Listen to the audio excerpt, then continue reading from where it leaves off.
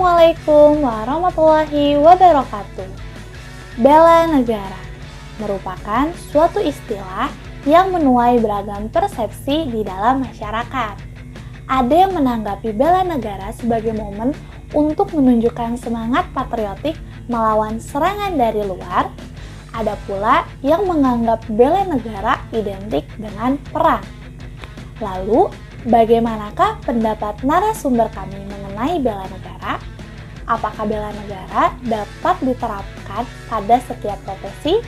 Mari kita simak cuplikan wawancara kami. Alhamdulillah, saya menjadi anggota TNI sudah 16 tahun berjalan. Akan menanyakan tentang bela negara menurut versi Bapak sebagai Satpol PP. Selamat pagi Bu Imas, menanyakan terkait bela negara menurut Ibu sebagai seorang pedagang. Sekarang profesinya sebagai apa? Sekarang saya kerja sebagai advokat. Advokat di mana Pak? Advokat di Stanislaw Office. Stanislaw Office ya, oke baik. Apa wujud nyata yang harus dilakukan seorang prajurit untuk membela negaranya, Pak? Telah siap ditempatkan di mana saja Republik Indonesia. Masuk prajurit memang harus sudah disumpah, jadi kita nggak bisa menolak perintah apa yang sudah jadi tugas kita. Itulah sebagai wujud kita sebagai prajurit untuk negara, menjaga keutuhan NKRI, menjaga kedaulatan NKRI, menjaga masyarakat dalam gangguan atau ancaman-ancaman yang sifatnya penyamanan negara Indonesia ini. Negara, apa wujud nyata yang harus dilakukan sebagai petugas dari Satpol PP? Wujud nyatanya adalah kita memang bertugas, hasil kita adalah melaksanakan penegakan peraturan daerah Kota Bandung. Jadi peraturan daerah ini adalah produk yang dibuat oleh Dewan Perwakilan Rakyat dan diimplementasikan oleh pemerintah, dan pemerintah untuk melaksanakan tugas ini adalah menunjuk Satpol PP sebagai pelaksana lapangan. Ingin menanyakan terkait bela negara menurut Ibu sebagai seorang pedagang. Kalau menurut Ibu ya, seperti kita itu lebih baik menggunakan produk lokal daripada produk asing. Itu aja Ibu harus memperjualbelikan produk lokal daripada produk asing. Begitu kalau menurut Ibu sebagai pedagang deh. Mengenai bela negara ya Pak ya? Nih, profesi Bapak kan sebagai advokat ya. Apa wujud bela negara Bapak yang berkaitan dengan profesi Bapak? Kalau dalam profesi kami sebagai advokat ini, bela negara diwujudkan dengan ditanamkannya norma-norma hukum yang selalu kita pegang teguh. Jadi kita harus selalu berpegangan pada peraturan perundang-undangan dan kode etik. Ya, gitu ya. Berarti intinya membela kebenaran lah ya. Iya, dengan berpegang teguh pada peraturan.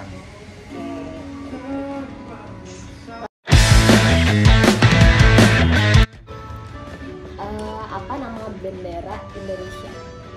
Bendera Indonesia namanya Sangsaka Merah Putih. Oke, betul. Lalu apa bahasa nasional negara Indonesia? Oh, itu gampang sekali. Itu bahasa Indonesia. Oke, baik. Lalu apa lambang negara Indonesia? Dulu Garuda. Apa ideologi negara Indonesia? Ideologinya Pancasila. Apa arti wawasan kebangsaan menurut Bapak?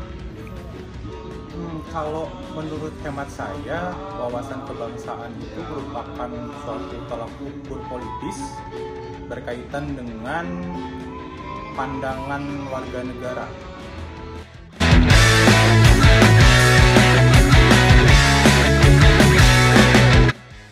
Pak, selama 16 tahun bertugas menjadi seorang tentara, apa tantangan terbesar yang Bapak rasakan saat membela negara? Tugas di daerah terpencil,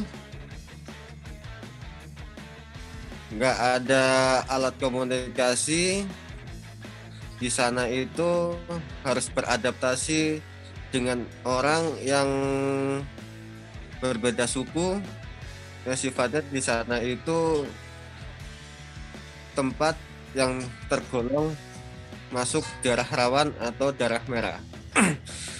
Di sana kita harus waspada. Selain waspada, di sana kita harus selalu komunikasi dengan masyarakat, mencari tahu dan bagaimana supaya kita ini tugas dengan dalam hal ini. Tantangan yang terbesar itu adalah kalau kita itu nggak bisa mengemban tugas. Kita rasanya ini adalah apa ya, kalau dibilang cut gitu. Ya nggak apa-apa Pak, nggak apa-apa. Lanjut aja. Dalam hal ini adalah memang tantangan terbesarnya itu yaitu tugas di daerah yang terpencil, Tidak ada akses ya. komunikasi. Alat komunikasi itu ya kalau dibilang itu sangat jauh, karena kita itu berkomunikasi kalau untuk lapor apa segala macam sama pakai radio. Pesan Bapak sebagai seorang petugas Satpol PP. Tantangan yang terbesar tentunya banyak ya, terutama karena kita adalah untuk menegakkan peraturan daerah ini, mengajak masyarakat untuk taat pada aturan perda yang dibuat rapi. Sebagai contoh saja misalnya tentang perda pedagang kaki lima. Nah ini kan tentunya sangat sulit dilakukan di lapangan karena masyarakat pedagang kaki lima ini kan membutuhkan kebutuhan untuk hidup mereka. Nah banyak mereka yang masih melanggar aturan-aturan tersebut. Nah tugas kami adalah untuk menegakkan aturan ini, menghimbau mereka, mengajak mereka, mengedukasi mereka, kemudian juga mensosialisasikan kepada yang ada agar mereka mentaati aturan demi kepentingan kita semua untuk kepentingan dan Tantangan ibu, tantangan terbesar ibu ketika ibu sedang menjalankan profesi ini, profesi pedagang ini gitu. Tantangannya gini, kalau umpamanya di pasaran ada produk luar yang lebih murah daripada produk lokal, apalagi sekarang kan lagi pandemi ya, daya beli masyarakat itu kan menurun, jadi cenderung mereka itu lebih memilih yang murah daripada yang lebih mahal sedikit gitu kalau menurut ibu.